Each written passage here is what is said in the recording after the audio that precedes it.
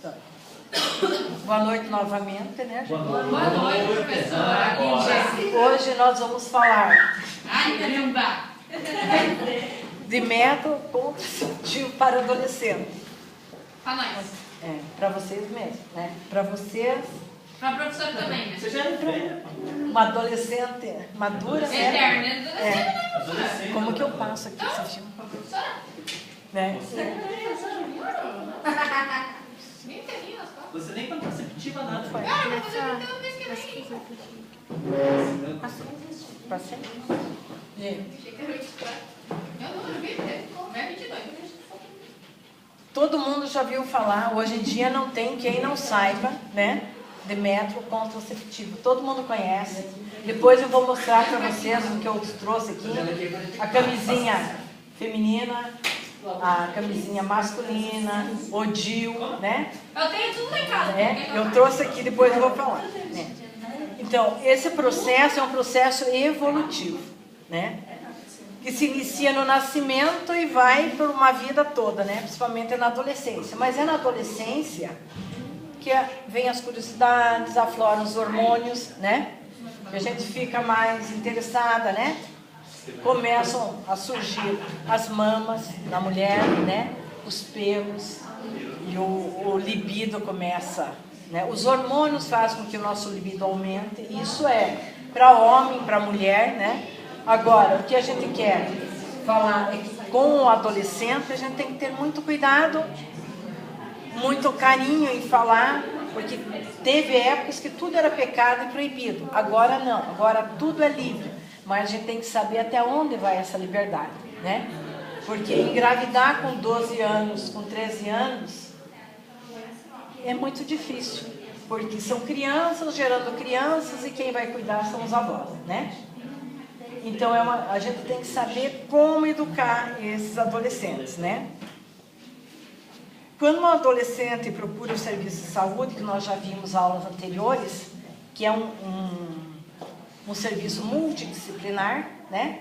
Ela não vai lá só para saber qual é o anticoncepcional. Às vezes ela precisa de uma orientação da enfermeira, ou ela precisa do encaminhamento médico, né? Nós veremos muitas complicações em outros casos na saúde para a gente poder orientar adequadamente esses adolescentes.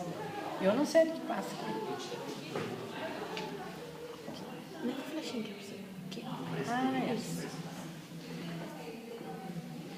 A gravidez na adolescência. Liga para nós um pouquinho.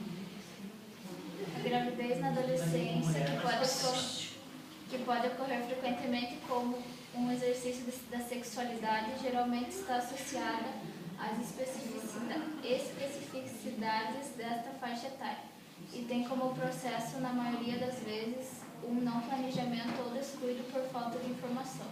Portanto,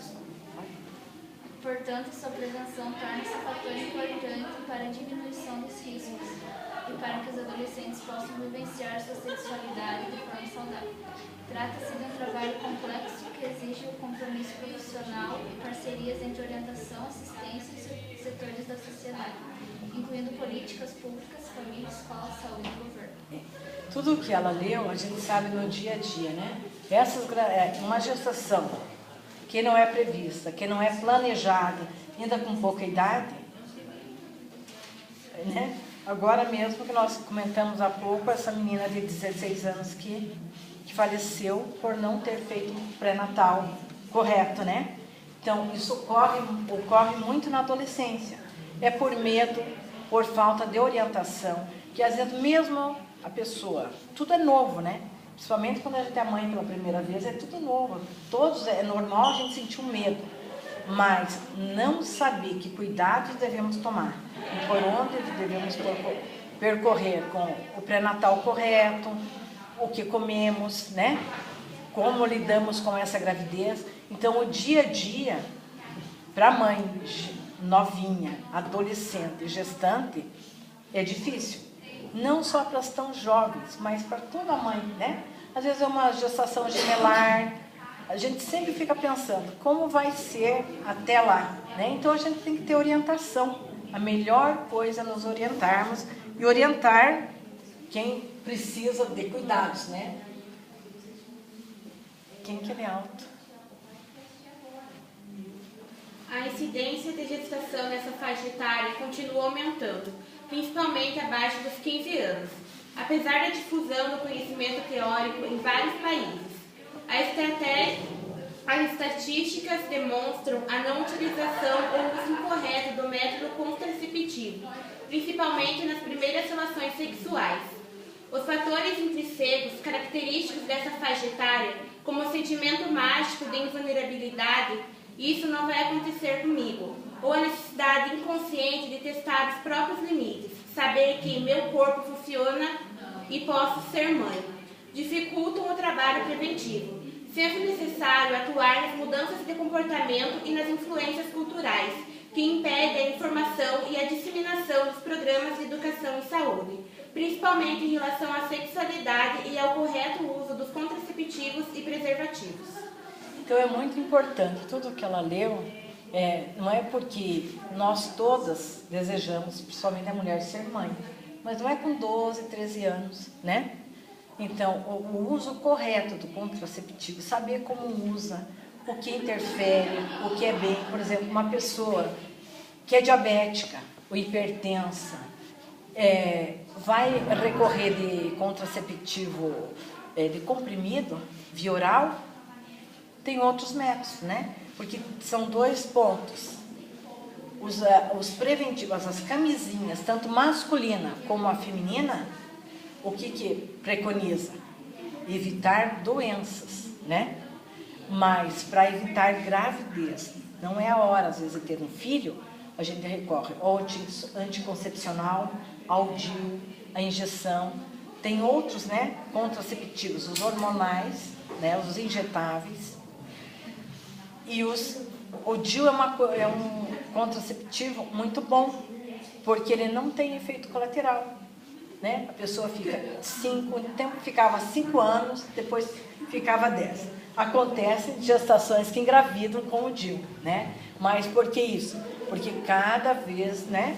Pelo menos cada 3 meses nós temos que ir ao ginecologista, ou 6 meses, para ver se o fiozinho está no lugar, né? Porque não é porque colocou o DIU, está prevenida, esquece daquilo, não. Cada vez, pelo menos uma vez por ano, ou 2, dependendo de cada mulher, vai no ginecologista, ao coletar o preventivo, ele vai ver se o fiozinho do DIU está no lugar. Esse fiozinho estando no lugar certo, não tem problema de engravidar. Porque, lógico, às vezes a empolgação, os mesmos hormônios, o trabalho da mulher, faz com que ele, às vezes, saia do lugar. Não é sempre que ocorre isso, a empolgação é muito bom, né? Mas, às vezes, não é sempre, mas acontece, né? Então, por isso que a gente tem que ter cuidado, né, com os contraceptivos. A gente tem que saber usar. A mulher dele tem DIU, tem a camisinha dela, a camisinha dele, mas ele tem filho. Isso, né? A empolgação é grande. Muito bom, né? Eu acho assim que quando o casal se dá bem, é muito bom ser empolgado, né? Então, mas usar métodos seguros, né? Que a gente, né? A nossa menina gestante aqui, né? Agora, depois que ela, né? Ela já se empolgou. Né? Agora ela vai ter esse bebê, né? E daí vai recorrer a esses métodos. Então, vai ter esses métodos. Eu trouxe, está aqui na caixinha, daqui a pouco eu vou passar para vocês os contraceptivos. Tem DIU, tem camisinha masculina, tem camisinha feminina, né? Tem vários ali na caixinha. Mas não é que usa a feminina, né? Porque a feminina acho que é mais ruim, né? Não sei. Eu vou mostrar para vocês daqui a pouquinho, né? Vai, né? Não, mais um pouquinho aqui, né? Olha, esses métodos, e tudo que a gente falou, está na Constituição Federal, que nós já havíamos falado dela, né?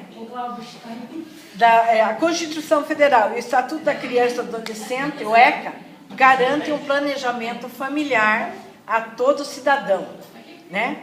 Todo cidadão brasileiro, em todo o território nacional, né? Visando uma paternidade, né? Uma paternidade responsável, sendo dever de cada cidadão. Outra empolgada, professora. E dever da família, né, gente? Dever dos... Estou gravando, Sal. Dever do cidadão e da família, né? O papel da equipe de saúde, nesse caso, é fundamental, como nós já tínhamos falado, né? Porque a jovem chega lá com pouca orientação, ou quase sem orientação, para se orientar o que ela fará, né? Como ela vai fazer esse pré-natal, depois desse pré-natal, como que ela vai se cuidar para não ter outro filho já em seguida, né? Porque nós vamos experimentar essa nova experiência devagarinho. Eu olho às vezes para ela, porque ela está aqui ao vivo e a cores, gestante, né? Tão bonita essa fase, né?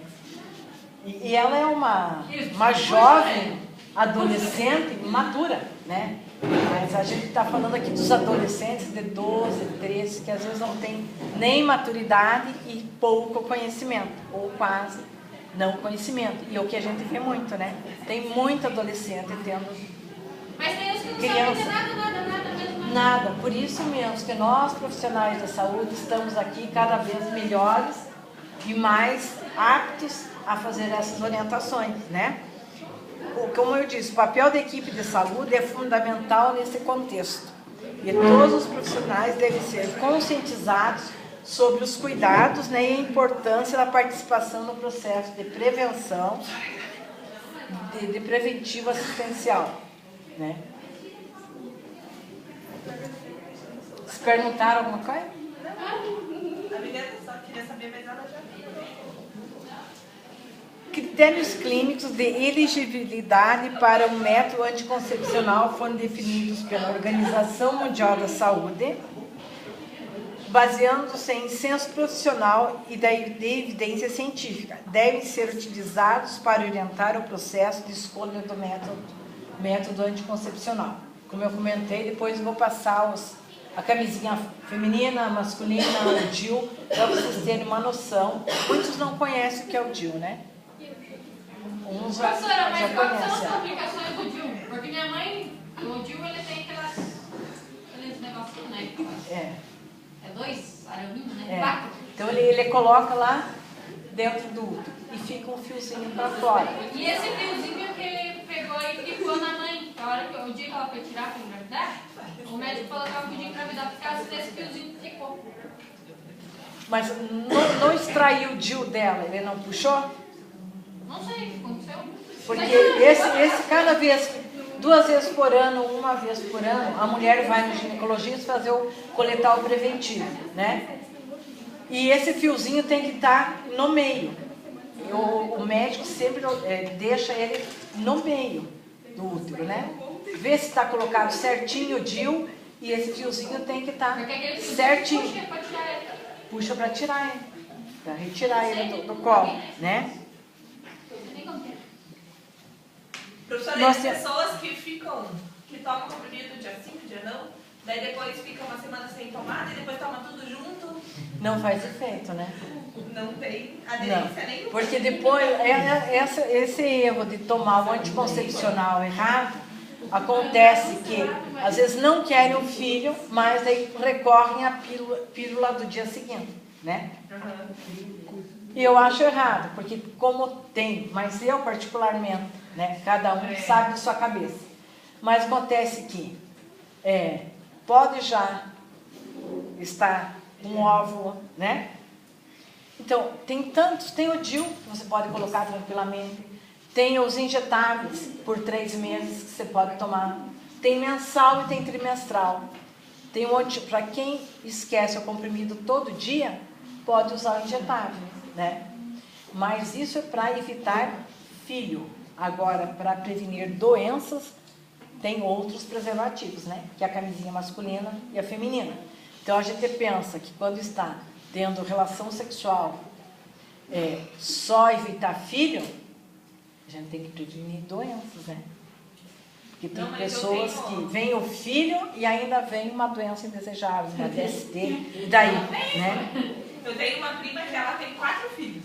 O maior tem 12, daí a outra tem 6, o outro tem 4 e o outro tem 2. E ela engravidou tomando comprimido de todos eles. Todos eles. Que fértil, né? A gente não pode dizer que não acontece, porque acontece. Mas Né? era Não sei.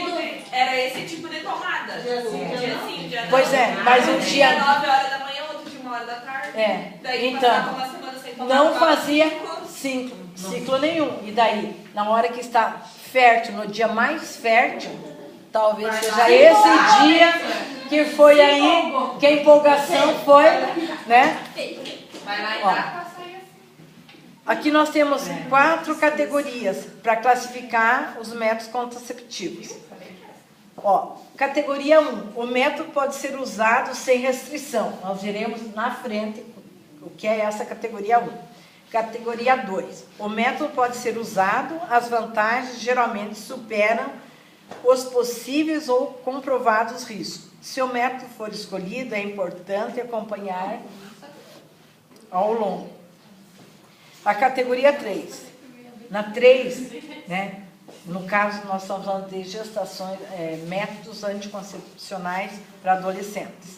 Não deve ser usado o método a não ser com o julgamento clínico médico e alerta a cliente, condição que os riscos teóricos ou comprovados geralmente superam as vantagens de ser usado. Por exemplo, uma gestante diabética, né? O método, dependendo do método que usar, é uma carga hormonal muito grande, né?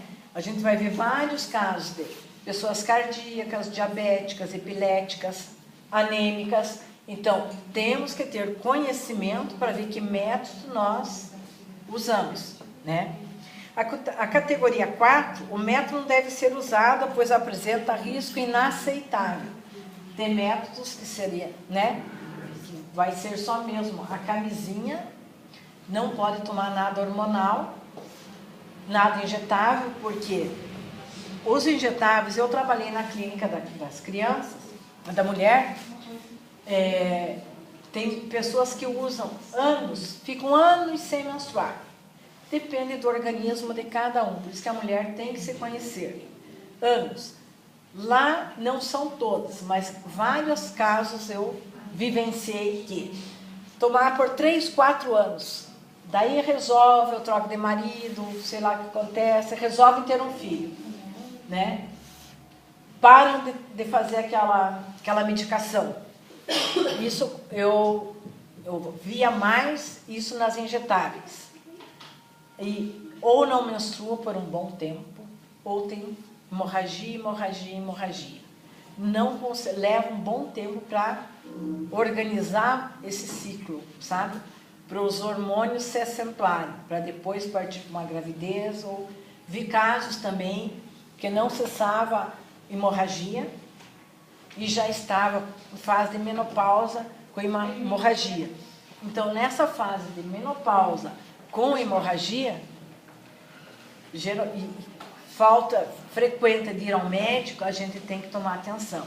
Que geralmente, mulheres com hemorragia após ou perto dos 50 anos, a gente corre um grande risco de coisas mais graves. Então, se vocês passarem por vocês, os pós-saúdes em clínica, orientem.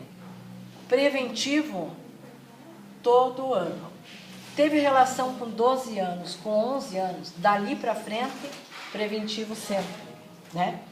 Porque a gente, hoje em dia, o câncer, o CA em mulheres, em colo de útero, está cada vez mais frequente. Não é pessoas maduras, tal. Às vezes jovens, eu já vi muitas jovens com CA, né? Muito novas. Mas após a primeira relação sexual, dali para frente, sempre nós temos que fazer o preventivo. Mesmo a gente fazendo exame, mesmo frequentemente a gente indo ao médico, a gente corre risco. Riscos e riscos, né? Porque quando você menos espera, Então, a gente está orientada para fazer esses cuidados, é muito bom, né? A redução na dose do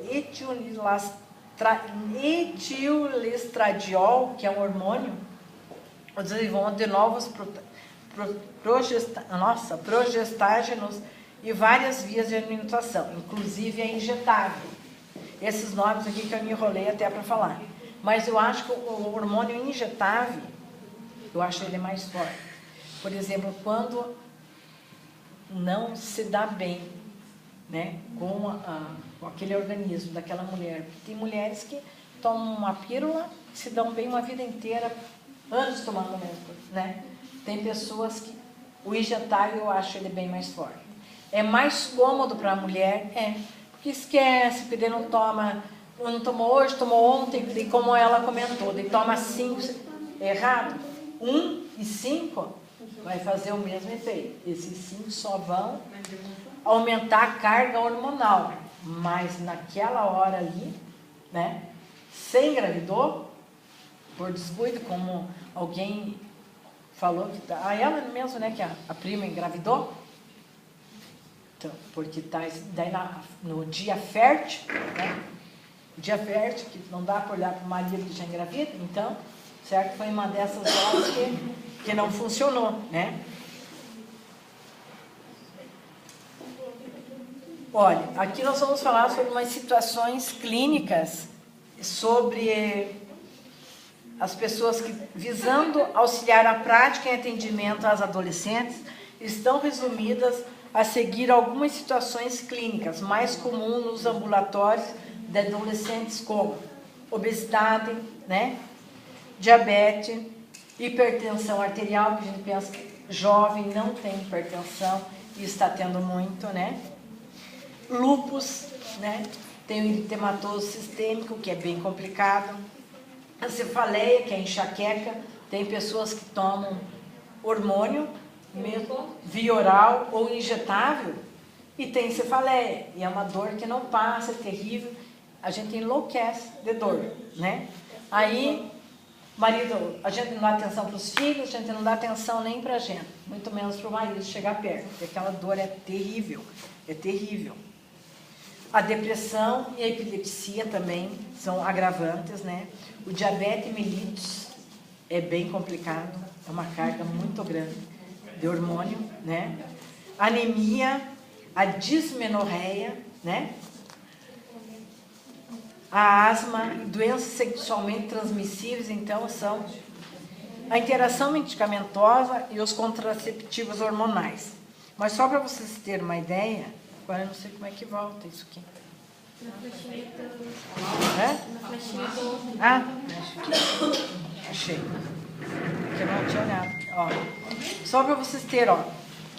Na obesidade, o crescente aumento da obesidade na infância e na adolescência e nos últimos anos, particularmente o acúmulo de gordura intraabdominal, está vinculado ao aumento do risco para doenças cardiovasculares, diabetes mellitus tipo 2, hipertensão, doença que no passado era típica da idade adulta, atualmente tem apresentado muito na adolescência, né? Tem muitas meninas jovens diabéticas, tanto meninas como meninos, né? Esses dias eu vi um relato muito grande de homens diabéticos tão novos. E eu acho que o diabetes no homem acarreta muito mais que na mulher. Os cuidados são o mesmo. Mas, sexualmente, o homem diabético chega a um ponto de vida que acaba a função sexual. A ereção, não tem ereção, ou vai, né, para a medicação. Mesmo com Viagra, né? professora? Mesmo com Viagra. Poucos, olha, tem uns que resultam muito poucos.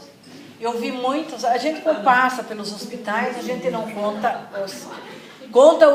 as situações que a gente viu, porque como se diz, é uma sabedoria e estudo, né? Mas o homem diabético, às vezes, tem que fazer prótese, tem que fazer implante, né? e tem que ter uma cabeça boa, porque só com o implante, se ele não tiver um estímulo sexual, não adianta pôr um implante e não estar estimulado. Então, o homem diabético, eu acho assim, é tipo carreira, né, de Miss e de jogador de futebol. É curta a vida, né? Porque se não tem ereção, a coisa complica, né? Se ele é jovem e, como se diz, vigoroso ali, cheio de vontade, e acha que uma prótese vai resolver, né? Tem muitos assim que a gente sabe que usam, mas o dia a dia não sei passar. A gente só sabe que usam e fazem uso disso, né? Mas, assim, eu acho assim que as outras doenças, até que a cardíaca, eu acho assim, mais hormônios para estimular, sempre no homem é mais difícil, né? Em relação à orientação contraceptiva das adolescentes obesas, não existe ainda evidência convincente de que se tem uma redução eficácia no uso de contraceptivo. Contraceptivo. Que eu queria falar outra coisa. Então, a gente não sabe se funciona, porque não chega a ser uma doença, mas uma situação de obesidade, por mais que esteja tudo bem com a mulher, depende muito da cabecinha delas, né? Então, eu acho assim, uma boa relação tem que ser boa para a mulher e boa para o homem. Não adianta ser boa para o homem e a mulher só servir de companheira fiel ali, né? Então tem que ser uma boa relação sexual, tem que ser para os dois. E a mulher tem que ter prazer, né? Tem que ter prazer e deve ter prazer com o homem. Tem que sair dessa transa, digamos assim, dessa relação feliz, né? Olha as caras, professor. Mas é verdade? Ainda bem Mas, que eu não eu saio muito disso. Vamos dar muitas sobremesas para os maridos ficarem diabéticos.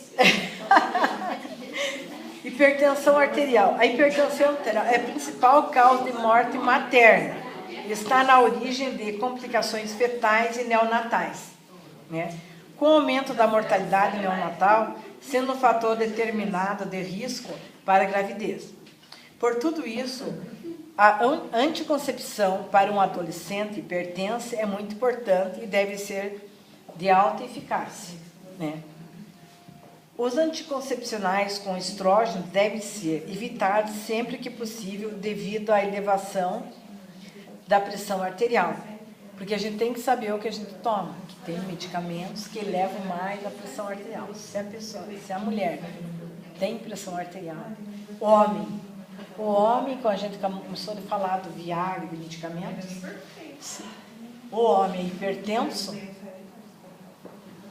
é um grande risco dele não conseguir chegar no ápice, né? Só com a medicação, né? Então, eu vou parar aqui.